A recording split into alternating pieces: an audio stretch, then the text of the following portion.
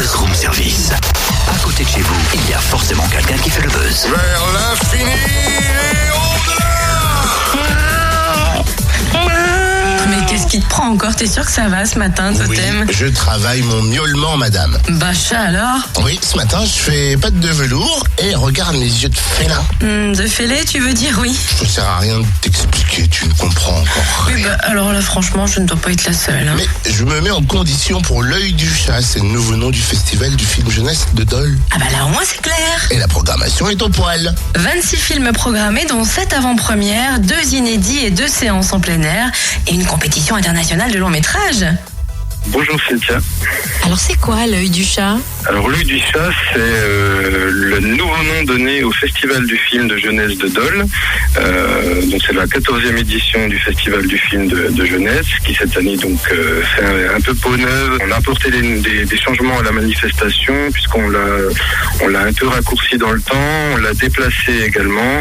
On a changé le nom justement pour renforcer un peu l'identité doloise puisqu'évidemment l'œil du chat vient aussi en partie des contes du chat perché de Marcel Aimé. Et l'œil du chat, c'est également l'œil du spectateur, du jeune spectateur qui regarde le film. C'est également l'œil du cinéaste, le regard du cinéaste sur le monde qui nous entoure. Donc voilà, l'œil du chat, c'est tout ça.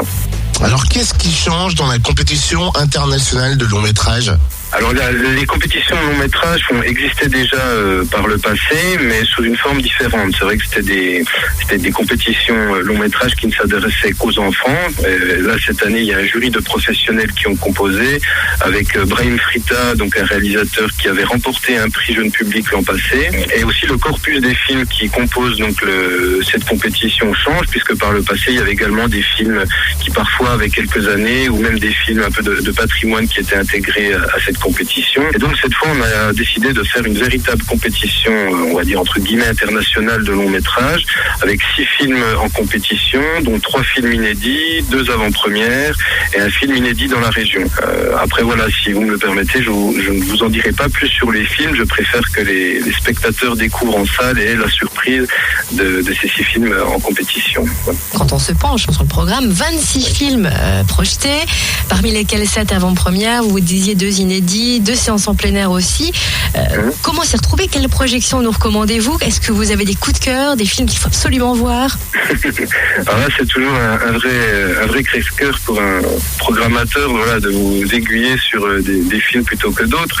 Mais déjà, j'invite les spectateurs à venir aux 6 séances de la compétition internationale, puisque ils pourront facilement rentrer dans le jeu de la compétition. Il y a également un prix du public, donc qui sera attribué sur cette sélection de 6 films. Donc voilà, les 6 films sont très très intéressants. Il y a des chefs-d'œuvre parmi ces films-là. Ensuite, en clôture de festival, on a pareil une séance exceptionnelle avec le dernier film des studios Ghibli, Le Conte de la princesse Kaguya, réalisé par Isao Takahata, et donc qui est un peu comme Miyazaki, une des 2 grandes stars entre guillemets voilà, du cinéma d'animation japonais. Ensuite, voilà, il y a des moments festifs. On a une soirée africaine avec l'Enfant Lion, avec un concert de percussion et un buffet africain, donc le vendredi 4.